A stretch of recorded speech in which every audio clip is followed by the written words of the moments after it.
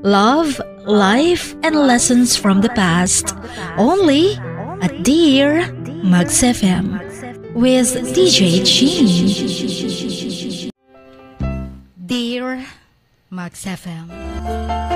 Itago niyo na lang ako sa name na Solen. I guess this is not just me. Maraming makaka-relate sa story na to. At isa na ako dito. Yes, Jean, this is not really my story.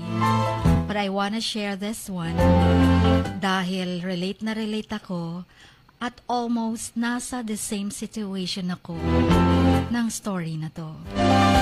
So speaking from the very own experience, my mother was a top student.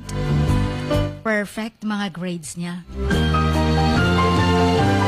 Sikat sa school, kilalang matalino sa campus. Kaya naman, nang nag-asawa siya, gusto niya, mga anak niya, ay maging kasing talino niya. Lagi niya nakakwento sa amin. Lagi siyang honor student. Nasa dean's list. And she graduated as magna cum laude. So it was natural that she wanted the same for me. Kaso lang, Chin, she pushed me too hard. Parang sobra-sobra yata. Yun bang kahit na sa exam, isang mistake lang? She considered this one as a failure na. Gusto niya perfect lagi ang result ng exams. Bakit may isang mali pa? Sisigawan niya ako. Sometimes, hinihit niya yung ulo ko. Nililecturan for how many hours? Sisigawan niya ako na hindi niya daw kailangan ang isang bobong anak. Ayaw niya sa isang bobang katulad ko. Tapos paalisin niya ako sa bahay para mag-reflect daw. O kaya sometimes grounded ako sa kwarto kapag mababang scores ko sa exams. Pero kung tutuusin, second to the highest na ako niyan. Ang kaso lang, ayaw niya ng isang mistake. Yun pa kayang may 5 mistakes.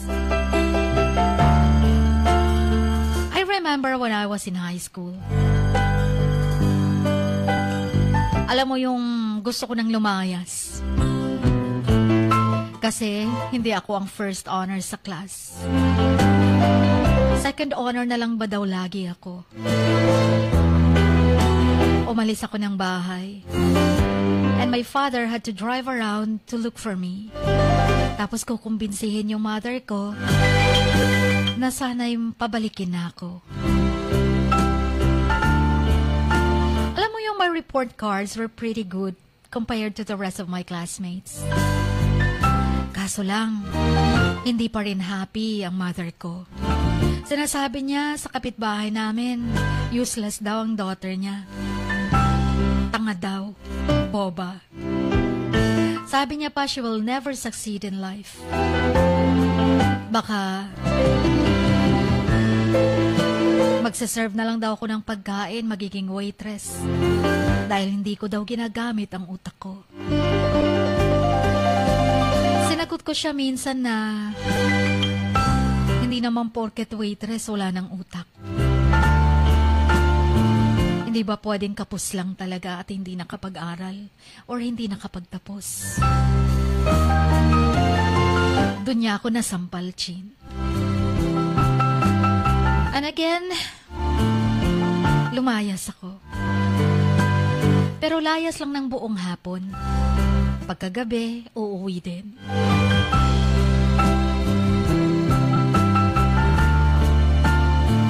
Graduating in high school, my report card came in.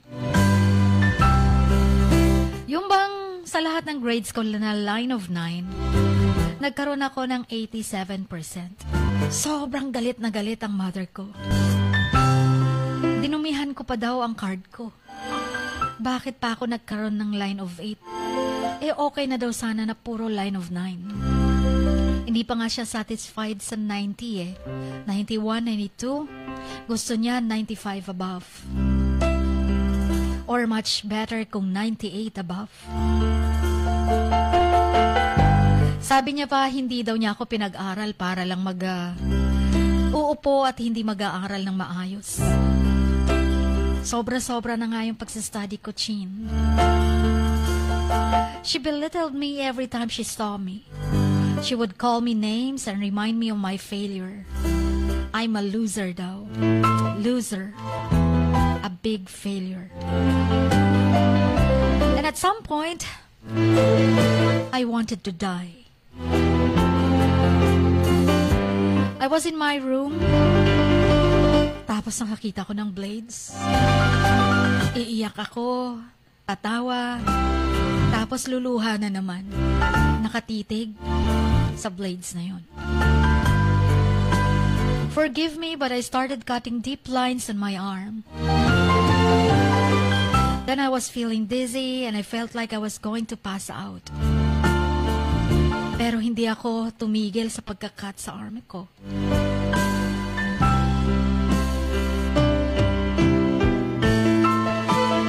Tapos biglang sumugod ang mother ko sa kwarto.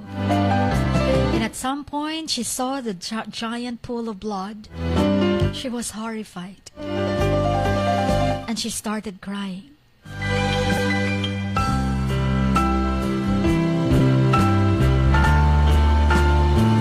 Dinala ko sa hospital at matagal akong nakaratay doon. And then, after that, I started seeing a therapist. Yung mother ko could not even understand me why I did that. Sinasabi ko sa kanya na sobra na akong nasosuffocate. Bakit hindi mo ako matanggap at bakit boba pa rin ang tingin mo sa akin? I've been studying harder. But she couldn't understand why I was on the verge of committing suicide. At my early age at that. Hanggang sa natauhan yata siya, Chin. She stopped forcing me to get excellent grades. Which actually did help me boost my grades even better.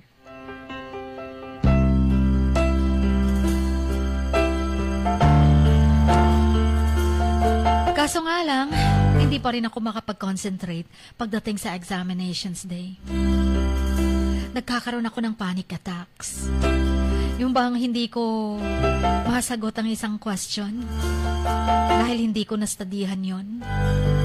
Nagpa-panic attack na naman ako. Naiisip ko na naman ang mother ko. And anxiety attacks frequently.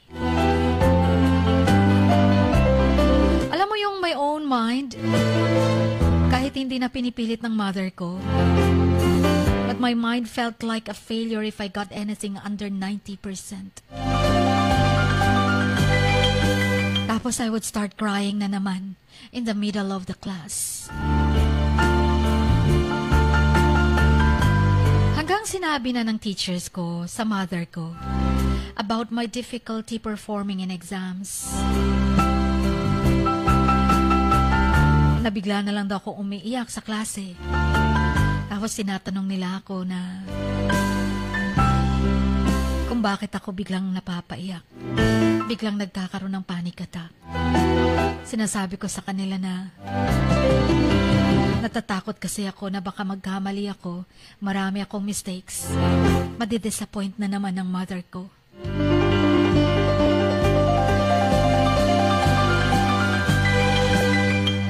Siguro natauhan na yung mother ko. Tapos, she started bringing me to a therapist again.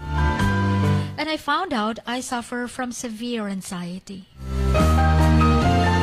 Pero yung therapist ko at yung gabay ng mother ko, kahit papano nakatulong na ma-overcome yun. However, it never goes away. Hindi basta-basta yata ako maku-cure ng therapist. Even now, graduating na ako sa college. I'm able to perform at exams naman and get nearly perfect scores. Pero makikita ko, kapag nagsusulat ako, nakikita ko yung arms ko, maraming lines. Nagre-remind sa akin na minsan, nag-suicide ako. And the lines on my arm will never heal fully. Ganun din ang anxiety ko.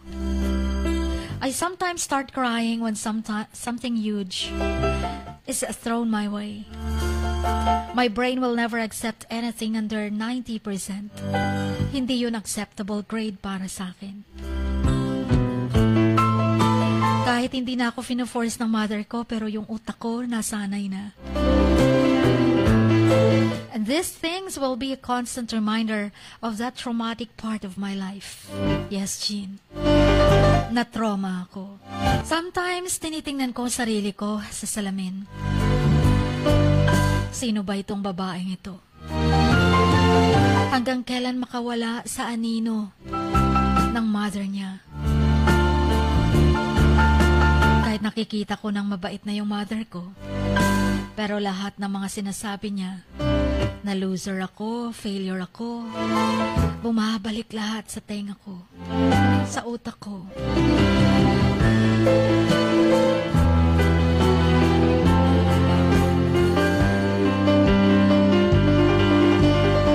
Now, Chin, nag-shift ako ng kurso.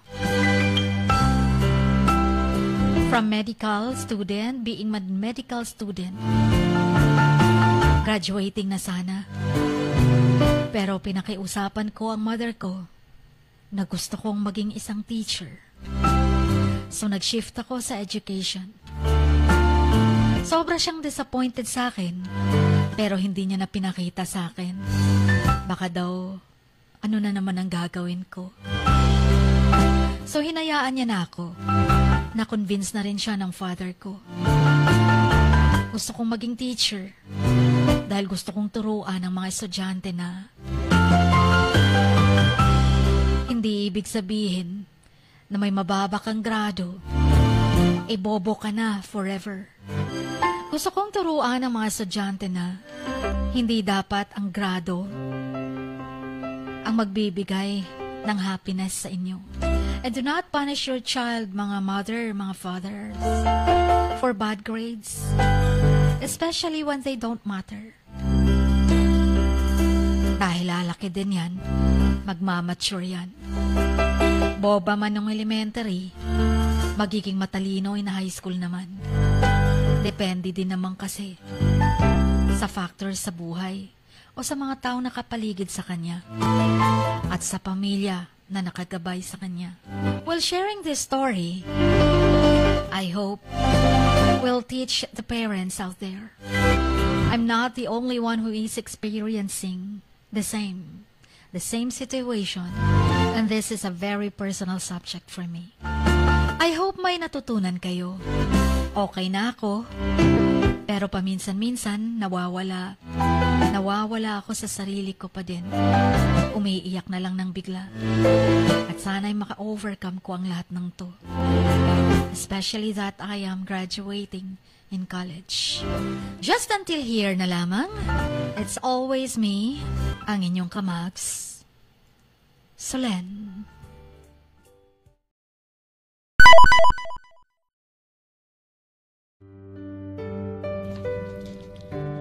Sa bawat pagluha mo, may nakatagong kwento. Sa bawat ngiti mo, may gustong sabihin ang puso mo. At sa likod ng iyong halakak at maging sa pagkabiko mo, may mensaheng nakabalot sa iyong pagkatao. At ang tanging nais mo lamang ay mapakinggan ang mga ito ng buong mundo. Dear Max FM with DJ Chini. Life has got all those twists and turns. Stand up for what you believe in What lies behind you and what lies in front of you pales in comparison to what lies inside of you. Dear Max FM with DJ Chini. Sabi nga nila, ang pagsusulat kapag masyado mong diniinan hanggang sa susunod na pahina ay nagmamarka. Katulad ng pagmamahal, kapag masyado mong ibinigay ang lahat, yung sakit na gawa ng nakaraan, dala pa rin hanggang kasalukuyan. Dear Max FM, you own your story and you are the author of your own book of life. Don't let others write your script, but let others hear your story and make them inspired. Kaya sumulat na, maging bahagi ng aming programa, Dear Max FM with DJ Chini, tuwing Lunes hanggang Biyernes, 1:00 hanggang 3:00 ng hapon sa Max News FM, Sock Sargent. Love, life, and lessons from the past, only at Dear Max FM with DJ Chini.